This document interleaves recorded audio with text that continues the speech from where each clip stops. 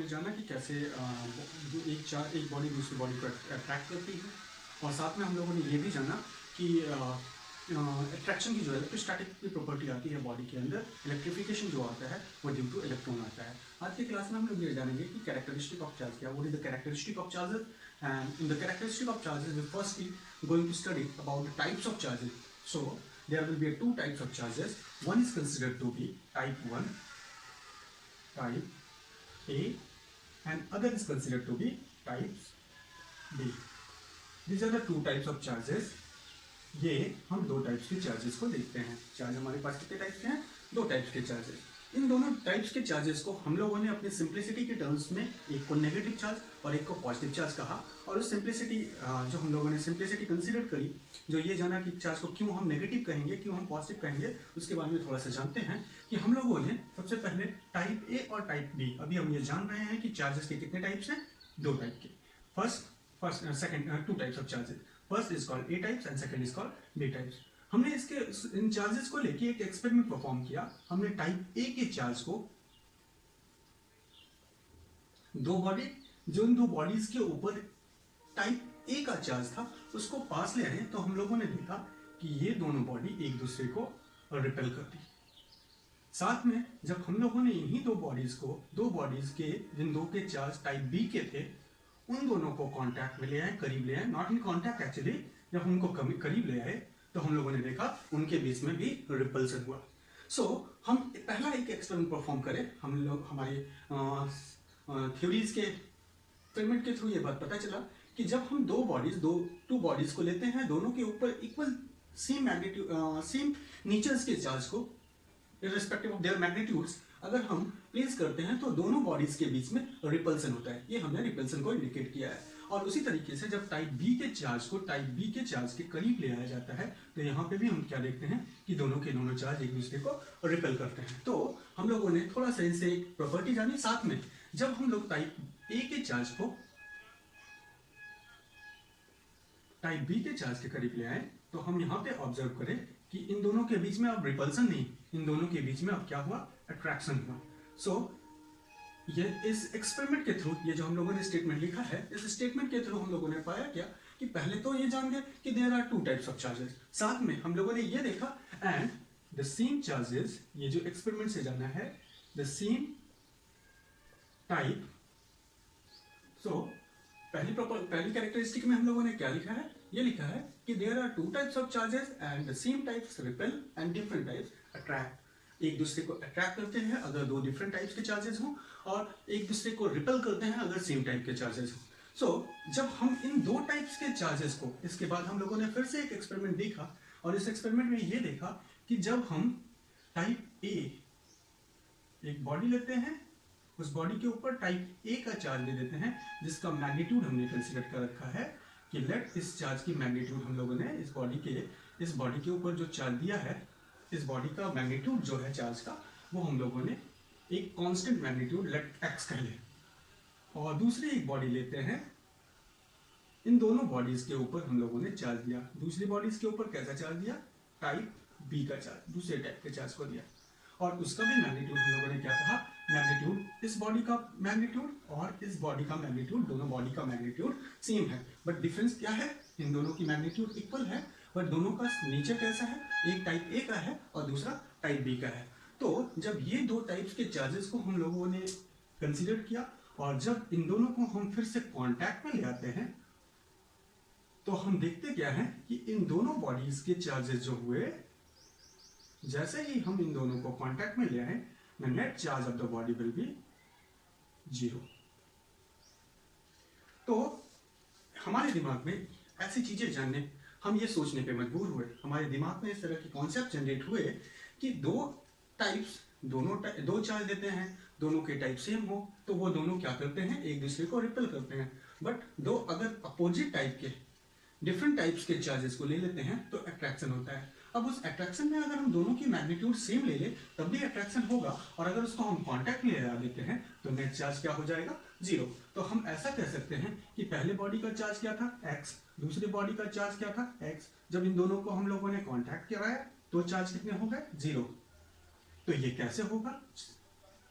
ये कुछ इस तरीके से हम कंसीडर कर सकते हैं कि एक बॉडी का चार्ज अगर प्लस होता और दूसरे बॉडी का चार्ज अगर माइनस होता, तभी दो मैग्नीट्यूड अपोजिट नेचर के होंगे, तभी उनका समीशन जो होगा वो जीरो होगा। इस हिसाब से हम लोगों ने ये कॉन्सेप्ट जनरेट किया। हमने ये कहा कि टू मैग्नीट्यूड्स, इसलिए अभी हमने आपको बताया था कि जो दो टाइप के चार्जेस हैं, एक को हम पॉजिटिव कहते हैं और दूसरे को नेगेटिव कहते हैं। तो वो कैसे पाया कि जब उन दोनों का समीशन करते हैं, दोनों को जोड़ते हैं, एक बॉडी के ऊपर मान लिया जाए हम कह ले कि ये हमारे पास, मान लिया जाए हम ये कह ले कि ये हमारे पास एक बॉडी है जिसके ऊपर चार्ज है क्यू, ए टाइप का चार्ज है। दूसरी बॉडी को लेते हैं, दूसरी बॉडी के ऊपर भी जो चार्ज है वो बी टाइप का है। दोनों का मैग्नीट्यूड सेम है और इन दोनों को जैसे ही हम कांटेक्ट में ले आए, हम लोगों ने देखा नेट चार्ज इस बॉडी का कितना हो गया, जीरो हो गया। इसका मतलब इस बॉडी का चार्ज का मैग्नीट्यूड इस बॉडी के चार्ज का मैग्नीट्यूड सेम है, बट उनका नेचर डिफरेंट होगा, जिसके कारण जीरो हुआ है। For our simplicity we consider the two types of charges are positive and negative दो टाइप के चार्ज को हम लोग कंसिडर किए। ठीक है, तो ये तो समझ में आ रहा है। अब एक और चीज हम ये इसमें ये जानेंगे कि there are two types of charges. ये तो समझ में आ रहा है कि चार्ज दो टाइप के हैं, एक को कैसे हम एक के लिए नेगेटिव कह लिया, दूसरे के लिए पॉजिटिव कह लिया। हम ये भी जानते हैं कि किसी बॉडी के अंदर चार्ज की प्रॉपर्टी इलेक्ट्रॉन के लॉस हो जाने से या इलेक्ट्रॉन के गेन कर लेने से होता है। प्रीवियस लेक्चर में हम लोगों ने जाना है electrification on any body is due to electron not proton. So हम ये कह सकते हैं इलेक्ट्रॉन आर ओनली। सो हमें ये पता चलता है कि नेगेटिव चार्ज किसी बॉडी के ऊपर आ रही है तो वो किसके कारण आ रही है, एक्सेस ऑफ इलेक्ट्रॉन हो जाने के कारण। और पॉजिटिव चार्ज अगर किसी बॉडी के अंदर आ रही है तो उसके पास लैकनेस ऑफ इलेक्ट्रॉन हो गए हैं, क्योंकि प्रोटॉन का ट्रांसफर तो हम कर ही नहीं सकते। ये बात हमने पिछले लेक्चर्स में जाना है। ठीक है, अगर बॉडी लॉस करती है इलेक्ट्रॉन, तो इलेक्ट्रॉन क्योंकि एक न्यूट्रल एटम के अंदर, एक अगर एटम को हम कंसीडर करते हैं, एक एंटिटीज को कंसीडर करते हैं जो न्यूट्रल है, न्यूट्रल का मतलब उसके ऊपर चार्ज नहीं है, अगर उसके नंबर ऑफ इलेक्ट्रॉन किसी दूसरे, एक इलेक्ट्रॉन, दो electron, 5 electron, 7 electron, n number of electron अगर उस बॉडी से ट्रांसफर होकर कहीं चले जाते हैं, तो उस बॉडी के अंदर की नेगेटिविटी बाहर निकल गई। सो वो बॉडी कैसे एक्ट करेगी, उस बॉडी को हम कहेंगे that body will be act as a positive charge. But अगर उस बॉडी के ऊपर इलेक्ट्रॉन आते हैं, एक्सेस नंबर ऑफ इलेक्ट्रॉन होते हैं, गेन करता है इलेक्ट्रॉन, तो बॉडी कैसा हो जाएगा, बॉडी इलेक्ट्रॉन गेन करने के बाद नेगेटिव चार्ज हो जाएगा, जिस पॉइंट को हमने यहाँ पे लिखा है। तो it is the first property that we characteristic that we study है। इसके रिगार्ड तो अभी हम एक एग्जांपल देखते हैं। मान लिया जाए हमने कंसीडर कर रखा है 3 टाइप्स की body, body A, body B and body C. हमने उसको इस तरह से अरेंज कर रखा है डिफरेंट स्टेप्स में, step number 1, step number 2, step number 3, step number 4 and step number 5। हम ये देख रहे हैं कि जब एक बॉडी ए बॉडी बी के कांटेक्ट में आती है, पास ले आते हैं, तो इनके बीच में क्या होता है, अट्रैक्शन होता है। उसी तरह से बॉडी ए को बॉडी सी के पास ले जाते हैं तो वहां पे भी अट्रैक्शन होता है। थर्ड स्टेप मैंने छोड़ रखा है कि सी और डी को जब करीब ले आए तो उनके बीच में हमें ये कैलकुलेट करना है अभी कि ये क्या होगा, अट्रैक्शन होगा या रिपल्सन होगा। उसके बाद हमने जब ए को डी के कांटेक्ट में, फोर्थ स्टेप में ए को डी के पास ले गए और नॉट इन कांटेक्ट, जब पास ले गए तो हमने देखा इनके बीच में क्या हो रहा है और रिपल्सन हो रहा है। और लास्ट फिफ्थ स्टेप हमने छोड़ रखा है बी और डी। तो अभी हमें पिछले कॉन्सेप्ट्स को स्टडी करते हुए हम लोगों ने पीछे जाना है कि देयर आर टू टाइप्स, दो टाइप के चार्जेस होते हैं और उन दो चार्जेस की प्रॉपर्टी ऐसी है कि अगर वो सेम टाइप के होंगे तो रिपेल करेंगे और डिफरेंट टाइप के होंगे तो अट्रैक्ट करेंगे। तो आपको ये बताना है कि स्टेप नंबर 3 और स्टेप नंबर 5, स्टेप नंबर 3 और स्टेप नंबर 5 में अट्रैक्शन होगा या रिपल्सन होगा। इस चीज को हम यहाँ पे जानेंगे अभी।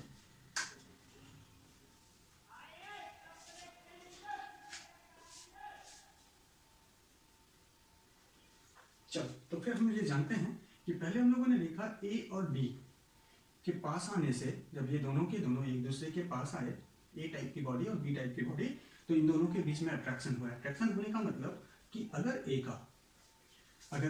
ए को हम पॉजिटिवली चार्ज कंसीडर करते हैं तो बी कैसा होना चाहिए, क्योंकि इनके बीच में अट्रैक्शन हो रहा है तो ये डिफरेंट टाइप्स के होंगे, इसका मतलब नेगेटिवली चार्ज। साथ में अगर हम ए को नेगेटिव टाइप के कंसीडर करते हैं तो बी कैसा होगा, पॉजिटिव टाइप।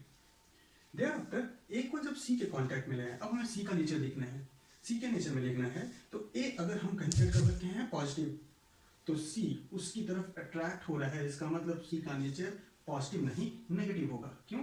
क्योंकि इनके बीच में क्या हो रहा है, अट्रैक्शन हो रहा है। तो अगर हम ए को पॉजिटिव कंसिडर करते हैं तो सी डिफरेंट टाइप के नेचर का होना चाहिए, क्या होगा उनके, उसको हम नेगेटिव कंसिडर करेंगे। बट अगर ए को हमने नेगेटिव कंसिडर कर रखा है तो सी कैसा होगा, पॉजिटिव होगा। नाउ एक लास्ट बॉडी हमारी बची हुई है, the body number D. D के नेचर के बारे में हमें जानना है। डी के नेचर को जानने के लिए हमें क्या कंसिडर करना पड़ेगा, फोर्थ स्टेप। और फोर्थ स्टेप में हम देखें तो फोर्थ स्टेप में ए, क्योंकि ए का नेचर हमने पहले से डिसाइड कर रखा है कि ए का नेचर क्या है, पॉजिटिव। फर्स्ट स्टेप में क्या कहा है कि वो पॉजिटिव नेचर का होगा। अगर पॉजिटिव नेचर का होगा तो ए और डी को क्या कर रहा है, रिपल कर रहा है, ये दोनों एक दूसरे को रिपल कर रहे हैं, और इसका मतलब डी का भी नेचर सेम होना चाहिए जो ए का है। तो अगर ये पॉजिटिव है तो ये पॉजिटिव है, और ये अगर नेगेटिव है तो ये नेगेटिव है। अब हम थोड़ा सा देखते हैं स्टेप नंबर 3, थर्ड स्टेप को समझना है। थर्ड स्टेप को समझने के लिए ये हमें देखना है कि सी के नेचर को अगर हम नेगेटिव कंसिडर करते हैं तो डी का नेचर कैसा मिल रहा है, हमें पॉजिटिव मिल रहा है। इसका मतलब दोनों डिफरेंट नेचर के हैं। सो इनके बीच में क्या होना चाहिए बच्चों, इनके बीच में अट्रैक्शन होना चाहिए। So the answer will be they will attract. ठीक है, उसी तरीके से आप यहाँ से स्क्रूटनी करोगे, स्क्रूटनी करने के बाद आप यहाँ से जानोगे जो कॉन्सेप्ट मैंने बता रखा है, उस कॉन्सेप्ट के हिसाब से बी और डी के बीच में आपको ये पता करना है कि कौन सा फोर्स लग रहा होगा, क्या ये अट्रैक्ट कर रहे होंगे एक दूसरे को या रिपल कर रहे होंगे। तो इज वेरी सिंपल। बी का नेचर अगर नेगेटिव हम कंसिडर करते हैं तो डी का नेचर कैसा है, पॉजिटिव है। So if B is negative D is positive, and if B is positive D is negative, so it will attract each other. So there will be attractive nature. Clear है? Hope कि आपको समझ में आया होगा ये topic जो मैंने अभी आपको बताया। These are the first step, first characteristic that we learned here. Okay, now we will